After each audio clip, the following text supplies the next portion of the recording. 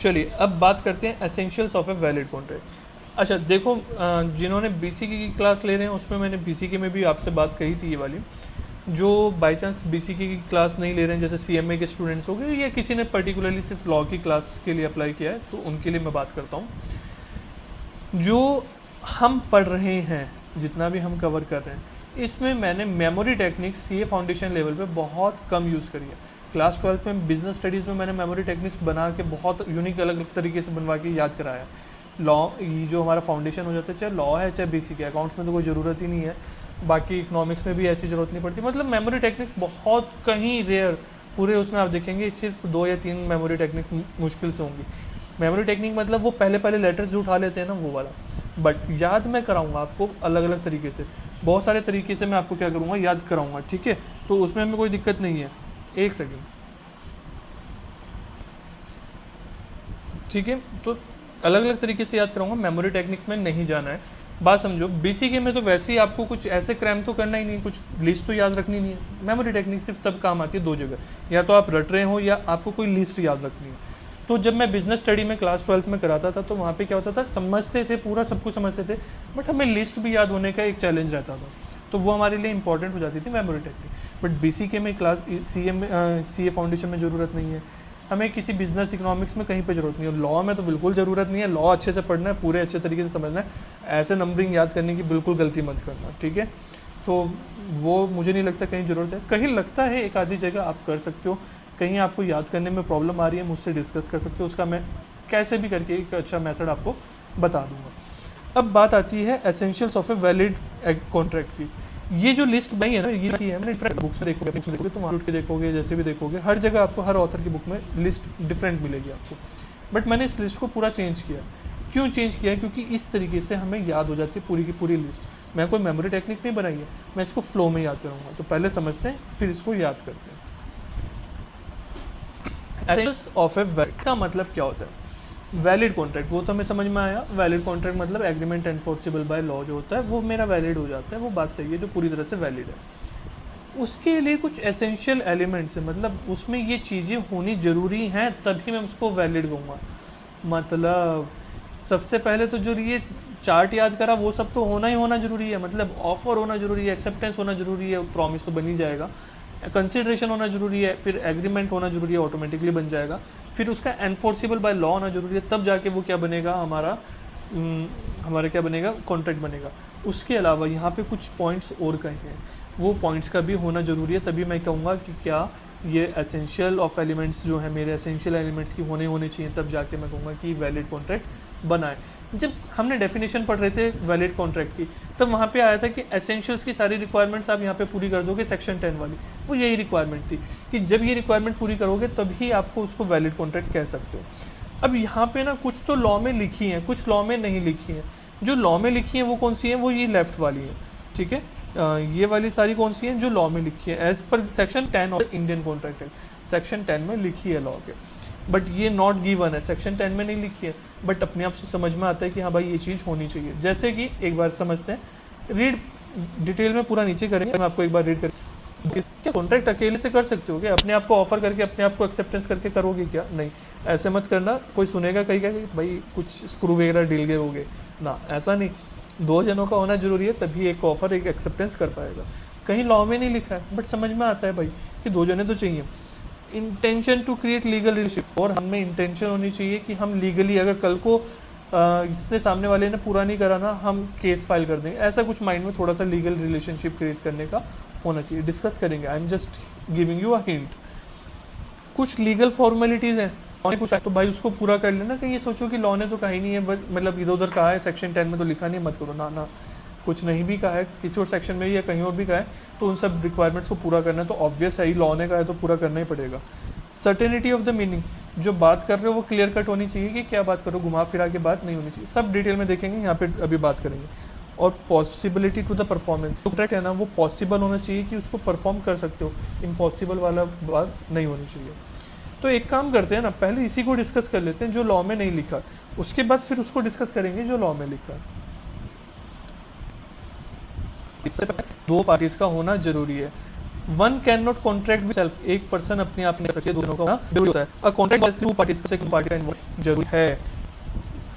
One party making the, एक party तो क्या करेगी, ऑफर, जो दूसरी पार्टी क्या करेगी, उसको एक्सेप्ट करेगी। बात क्लियर? अ कॉन्ट्रैक्ट में be made by natural person having the company, contract में ऑफर या एक्सेप्टेंस कोई भी कर सकता है। इंडिविजुअल तो कर ही सकते हैं, ह्यूमन बीइंग तो कर ही सकते हैं, बाकी कंपनी होती है ना, लीगल स्टेटस होता है उसका, सेपरेट लीगल एंटिटी, तो वो भी कर सकती है, इसको भी मना नहीं है। Example, when on dissolution of a partnership the firm बंद हो रही है, अभी नहीं चल पाई, बंद होने के टाइम पे उसकी एसेट्स बिक रही है, तो अभी जितनी भी एसेट्स थी वो क्या सभी पार्टनर्स के बीच में डिस्ट्रीब्यूट हो रही है। Sale tax officer wanted to tax this transaction, officer आया, उसने कहा ओ सामान लेके जा रहे हो, सेल हो रही है, इसके ऊपर टैक्स लगेगा कि तुम क्या कर रहे हो, फर्म का सामान क्या कर रहे हो, लेके जा रहे हो। इट वॉज हेल्ड, क्या कहा गया, that it is not a sale, है ही नहीं। The partner being joint owner, अरे भाई लॉ की ना पार्टनरशिप और हमारे जो ऑन पार्टनर्स होते हैं दोनों सेपरेट है ही नहीं, दोनों एक ही हैं, और कोई अपने आप को खरीद बेच नहीं सकता, ये तो इन्हीं की प्रॉपर्टी है, इन्हीं के पास, बस आपस में डिस्ट्रीब्यूट कर रहे हैं, तो ये सेल नहीं है, इसके ऊपर कोई टैक्स नहीं लगेगा, तो ऐसा माना गया है। बात समझ में आई? दो पार्टीज का होना जरूरी है। फिर लीगल ऑब्लिगेशन, वहाँ पे लीगल ऑब्लिगेशन क्रिएट करना मस्ट है। There must on the part of the parties to create legal relationship between them. अब लिखो, एक जगह नोट डाउन करो, बराबर में कर सकते हो, पिंक कलर में कर सकते हो, जहाँ पे भी आपको स्पेस मिलता है। जो भी आपके एग्रीमेंट कह सकते हो, इंटेंशन कह सकते हो, कुछ भी कह सकते हो, तीन तरीके के होते हैं एग्रीमेंट। कैसे? लीगल एग्रीमेंट, सोशल एग्रीमेंट और डोमेस्टिक एग्रीमेंट। कॉन्ट्रैक्ट में भी आप ऐसे कह सकते हो, मतलब वो बेसिस की बात है, आप ऐसे भी कह सकते हो लीगल कॉन्ट्रैक्ट, डोमेस्टिक कॉन्ट्रैक्ट और सोशल कॉन्ट्रैक्ट, ऐसे बोल सकते हो, बट बेटर वर्ड क्या है, एग्रीमेंट। इसकी तीन तरीके के होते हैं, पहले उनको समझ लेते हैं, तब जाके हमें ये पॉइंट क्लियर होगा। पहला मैंने बोला है लीगल। लीगल में क्या होता है, जहाँ पे ना बिजनेस कर रहे हैं लीगल तरीके से, मतलब इलीगल वाली बात तो है ही नहीं दूर दूर तक। उसके अलावा क्या, हमारे कॉन्ट्रैक्ट जो हो रहे हैं ना फॉर्मल है, मतलब हमारा ये है कि भाई सामने वाले से ईमानदारी से काम चाहिए, अगर सामने वाले ने अपना वादा पूरा नहीं करा ना तो हम उसके अगेंस्ट में केस कर देंगे, ये इंटेंशन बनती है। दूसरी बात आती है सोशल की बात करते हैं। सोशल क्या, सोसाइटी में मतलब बस में ना आप रिलेटेड हैं, फ्रेंड्स। अभी क्या फ्रेंड्स के भी, आपके फ्रेंड जो भी आपका फास्ट फ्रेंड होगा, कितनी बार आपसे प्रॉमिस करा होगा कि मैं ये करूंगा, चल तू मुझे ना ये क्या नाम अपना सामान दे दे, मैं इसकी पेमेंट कर दूंगा, या मुझे मोबाइल दे दे, मैं वापस कर दूंगा 10 दिन के बाद, या फिर मुझे कोई आपकी कोई चीज़ अच्छी लगी, दे दे, मैं इसके पैसे दे दूंगा। ऐसा कहा होगा ना? क्या आज तक दिए हैं? नहीं दिए होंगे ना, कोई भी नहीं देता है। तो क्या आपने उनके अगेंस्ट में केस फाइल कर दिया? नहीं। और जाओगे केस फाइल करोगे ना तो कोर्ट कहेगा चलो चलो निकलो आगे, बात चलो यहाँ से। क्यों?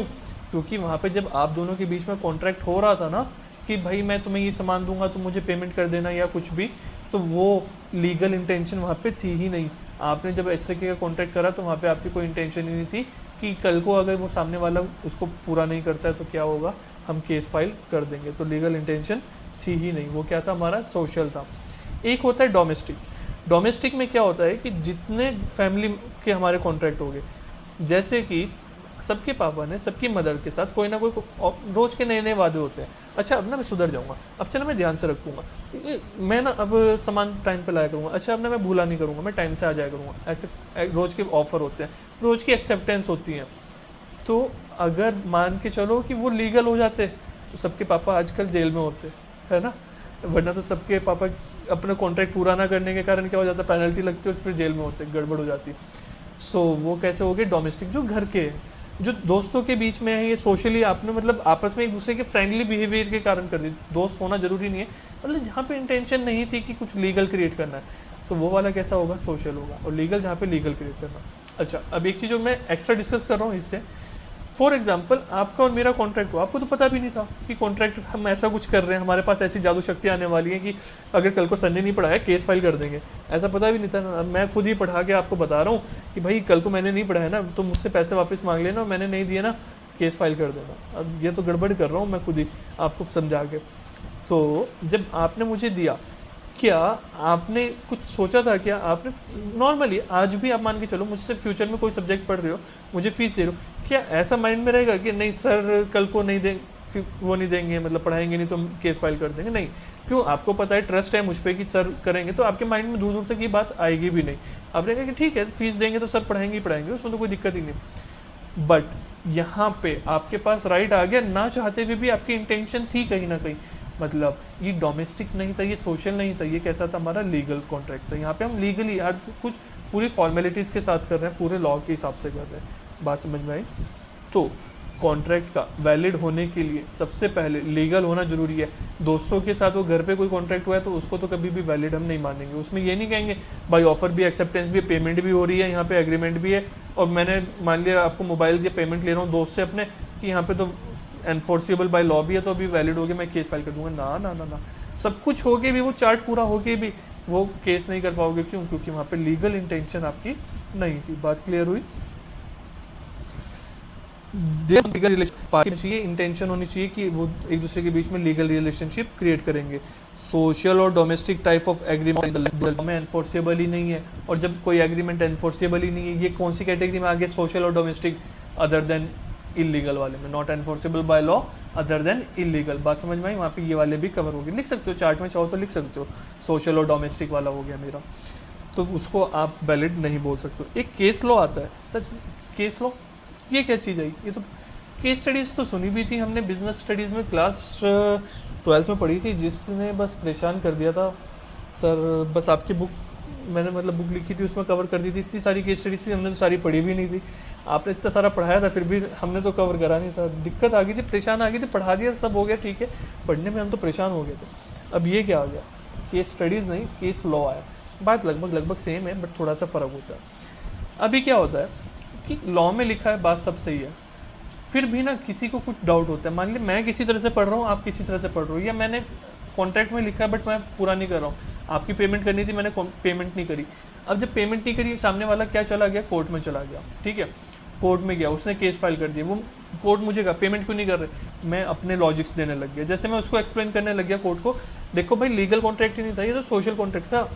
बात समझ में आई कि क्या था? सोशल कॉन्ट्रैक्ट था। फॉर एग्जाम्पल आप उनमें फ्रेंड हो गए, फॉर एग्जाम्पल है नहीं, ठीक है, टीचर हूँ, चलो आप और मैं फ्रेंड्स हो गए, आप अभी मुझसे पेमेंट लेनी है आपको, मैंने आपको पेमेंट नहीं करी, लाइक 10,000 रुपीज़ देने थे, मैंने नहीं करा, आप जाके आपने क्या कर दिया? केस फाइल कर दिया। आप कह रहे हो मेरी तो लीगल इंटेंशन थी स्टार्टिंग से, ये तो लीगल कॉन्ट्रैक्ट था, उन्होंने कहा पेमेंट क्यों नहीं कर रहे हो, मैंने कहा सोशल कॉन्ट्रैक्ट था।